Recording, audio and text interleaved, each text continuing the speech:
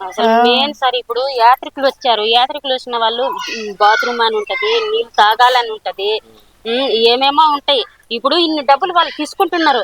కనీసం బోర్ వేపియాలని మేము 4 సంవత్సరాలు సార్ ఇప్పుడు గేట్ ఓపెన్ చేసి 4 సంవత్సరాలు గేట్ ఓపెన్ చేసి 4 సంవత్సరాల నుంచి మేము బోర్ వేపియండి అని మొత్తుకున్నా.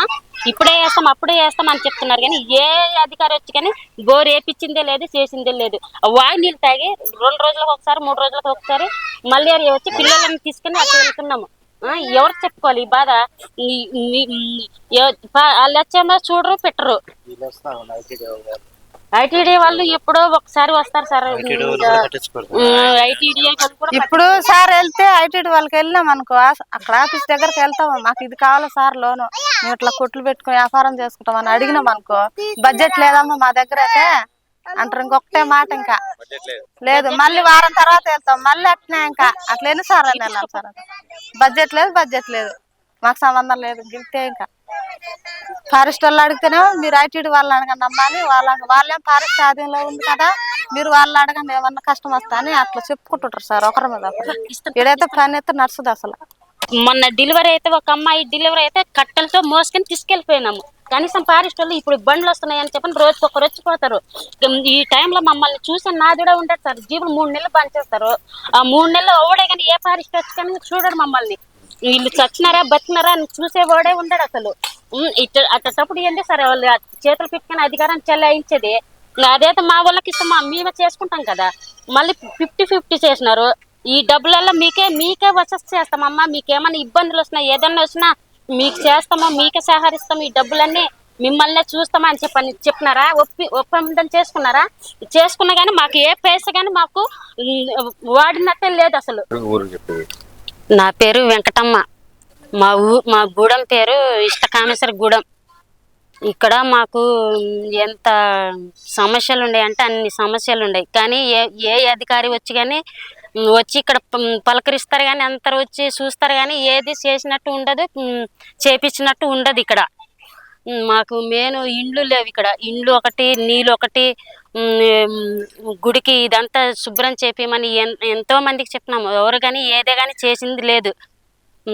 మెయిన్ గేటు అంతకుముందు మా చెంచోళ్ళే చేసేవాళ్ళు, మా చెంచోళ్ళ పరిధిలోనే ఉండేది. అలాంటిది మా చేతిలో నుంచి ఫారెస్టోళ్ళు లాక్కొని మొత్తం ఇప్పుడు ఫారెస్టోళ్ళ ద్వారానే నడుస్తుంది. మేము ఏదన్నా అడుక్కోవాలంటే ఇప్పుడు పోయి ఫారెస్టోళ్ళ కాళ్ళు పట్టుకోవాలా, ఏళ్ళు పట్టుకోవాలా. అయినా కానీ మాకు ఏమి కానీ చేయట్లేదు ఫారెస్టోళ్ళు. ఇట్లా చేస్తున్నారు మమ్మల్ని. మా సమస్యలు ఎన్నో ఉన్నాయి. మా చెల్లెలు మాట్లాడుద్ది. చెప్పు. పేరు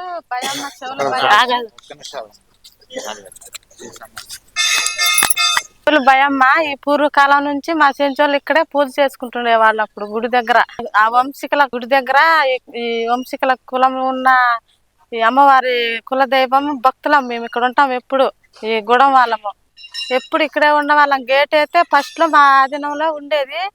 అప్పుడు మాకంటే టికెట్ లేకుండానే రోజుకు వచ్చేసి 400 మంది 500 మంది అట్లా వచ్చేవాళ్ళు. జీబులు కూడా 300 అట్లా వస్తుంటాయి. ఇప్పుడు అది అనేది లేదు మాకు. ఫారెస్ట్ వాళ్ళు తీసేసుకొని వాళ్ళు 50-50 చేసేసారు అనమాట. జీబులు అయితే 15 జీబులు ఉంటాయి మాకు. మాకు సగం వాళ్ళకి సగం 50-50 చేశారు. డీజిల్ ఖర్చు కానీ, బండికి రిపేర్ కానీ, దానికి డ్రైవర్ భర్త కానీ అన్నీ మేము ఇచ్చేసుకోవాలి స్వామి. అయినా వాళ్ళు సగం మాకు సగం తీసేసుకొని మాకు వచ్చే ఆదాయం అయితే ఏముండదు. వాళ్ళకి 50% వల్ల ఎక్కువ ఆదాయం వాళ్ళకి వెళ్తుంది. మాకైతే ఏమి లేదు ఇక్కడ.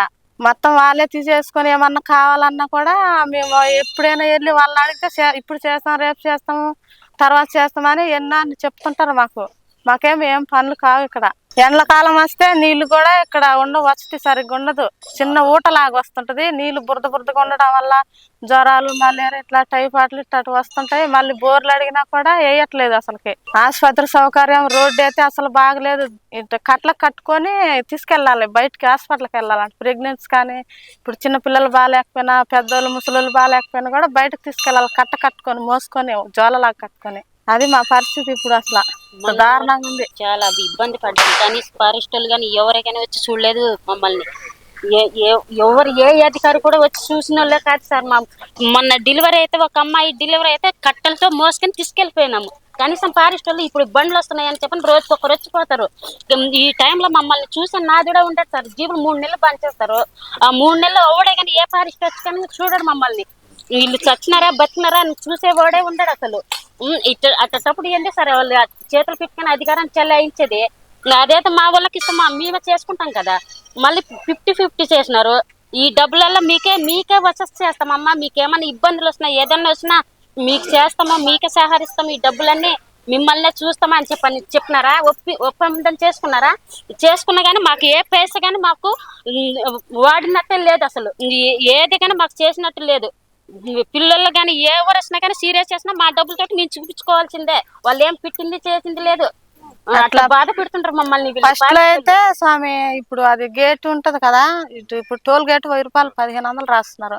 ఆ గేట్ అయితే ఫస్ట్ లో మా ఆధీనంలో ఉన్నది. అంటే ప్రెసిడెంట్ ఉన్నాడు ఈ ఊరు గొడవల ముసలాయన, తగ్గిపోయినాడు. ఇప్పుడు ఆయన అకౌంట్ లో ఈ డబ్బులు ఏం చేస్తే కోల్గేట్ డబ్బులు 75 రూపాయలు 25 అన్నాయి అప్పట్లో ఉన్నది ఫస్ట్ లో. ఆ డబ్బులన్నీ ప్రెసిడెంట్ ఈడీస్ అకౌంట్ లో పడిపోతాయి.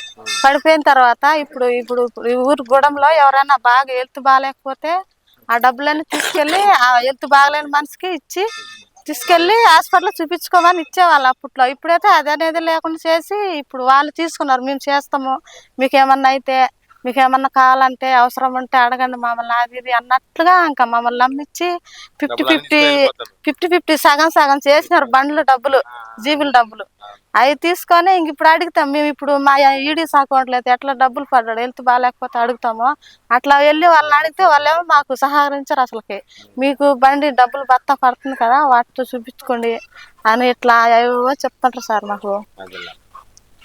అట్లా అనేది ఉన్నది ఫస్ట్ లో మాకైతే. అది రావాలి ఫస్ట్ మెయిన్ గుడిది. ఆ గేట్ అయితే మాకైతే రావాలి ఫస్ట్. మా కంట్రోల్లో ఉన్నది అప్పుడు పెద్దల కంట్రోల్లో. ఇప్పుడైతే మాకైతే అసలు లేదు. మొత్తం వాళ్ళు టైం ఫిక్స్ చేసినారు. మనుషులను కూడా ఇంతమంది ఎక్కాలని రూల్ పెట్టిర్రు. ఇన్ని బండ్లు రావాలని, మధ్యాహ్నానికి ఇన్ని రావాలా, మధ్యాహ్నం లోపు బయటకు వెళ్ళిపోవాలా, సాయంత్రం వరకు ఉండకూడదు అని అన్ని వాళ్ళే మొత్తం వాళ్ళ చేతులుగానే నడిచిపోతుంది సార్. ఎవరు రారు. 3 నెలలు బంద్ చేస్తారు సార్. మళ్ళీ 3 నెలలు బంద్ చేస్తే ఏం తింటున్నారా తినలేదని ఏముండదు. మేము ఇంకా అడిగికి వెళ్ళి ఆ గంటలో ఇవే తెచ్చుకొని మా పని మేము చేసుకుంటూ ఉంటాం సార్. ఇంకా తర్వాత బండ్లు మళ్ళీ అంటే 3 నెలల తర్వాత మళ్ళీ ఓపెనింగ్ చేస్తారు అనమాట. ఓపెన్ చేసిన తర్వాత కూడా అప్పుడు వస్తారు అందరూ. ఇంకా పెద్దోళ్ళు కానీ పర్మిషన్ ట్రిప్పులని అవని ఇవని అంతమంది వచ్చి పోతుంటారు. వాళ్ళని అడిగినా పట్టించుకోరు. వాళ్ళు చేస్తాంలేమ్మా అంటే ఇప్పుడు వాళ్ళ అవసరానికి వస్తారు సార్. ఇక్కడ దర్శనానికి వస్తారు, చూసుకుంటారు, వెళ్ళిపోతారు. మళ్ళీ వచ్చి మేము తర్వాత చేస్తాంలేమ్మా అంటారు, వెళ్ళిపోతుంటారు. మళ్ళీ మర్చిపోతారు ఇంకా అక్కడ పోయి. అసలు మెయిన్ సార్ ఇప్పుడు యాత్రికులు వచ్చారు. యాత్రికులు వచ్చిన వాళ్ళు బాత్రూమ్ అని ఉంటది, నీళ్ళు తాగాలని ఉంటది, ఏమేమో ఉంటాయి. ఇప్పుడు ఇన్ని డబ్బులు వాళ్ళు తీసుకుంటున్నారు. కనీసం బోర్ వేపియాలని మేము 4 సంవత్సరాలు సార్. ఇప్పుడు గేట్ ఓపెన్ చేసి 4 సంవత్సరాలు గేట్ ఓపెన్ చేసి 4 సంవత్సరాల నుంచి మేము బోర్ వేపియండి అని మొత్తుకున్నా. ఇప్పుడే వేస్తాం అప్పుడే వేస్తాం అని చెప్తున్నారు. కానీ ఏ అధికారి వచ్చి కానీ బోర్ వేపించిందే లేదు, చేసిందే లేదు. వాగి నీళ్ళు తాగి 2 రోజులకు ఒకసారి 3 రోజులకు ఒకసారి మలేరియా వచ్చి పిల్లలని తీసుకుని అక్కడ వెళ్తున్నాము. ఎవరికి చెప్పుకోవాలి ఈ బాధ? వాళ్ళు వచ్చేమో చూడరు పెట్టరు. ఐటీడీ వాళ్ళు ఎప్పుడో ఒకసారి వస్తారు సార్. ఐటీడీ ఇప్పుడు సార్ వెళ్తే ఐటీడీ వాళ్ళకి వెళ్ళినాం అనుకో, అక్కడ ఆఫీస్ దగ్గరకు వెళ్తాము, మాకు ఇది కావాలా సార్ లోను, మేము ఇట్లా కొట్లు పెట్టుకుని వ్యాపారం చేసుకుంటాం అని అడిగినాం అనుకో, బడ్జెట్ లేదమ్మా మా దగ్గర అయితే అంటారు. ఇంకొకటే మాట ఇంకా లేదు. మళ్ళీ వారం తర్వాత వెళ్తాం మళ్ళీ అట్నే. ఇంకా అట్లా ఎన్నిసార్లు అని వెళ్ళాలి సార్? బడ్జెట్ లేదు మాకు సంబంధం లేదు. గిల్తే ఇంకా ఫారెస్ట్ వాళ్ళు అడిగితేనేమో మీరు ఐటీడీ వాళ్ళని అడగండి అమ్మా అని వాళ్ళేం ఫారెస్ట్ ఆధీనంలో ఉంది కదా మీరు వాళ్ళని అడగండి ఏమన్నా కష్టం వస్తా అని అట్లా చెప్పుకుంటుంటారు సార్ ఒకరి మీద ఒకరు. ఇక్కడైతే పని అయితే నడుస్తుంది అసలు. మాట్లాడండి సార్, ఉన్నారు 2 ఇంకా పెద్దలు.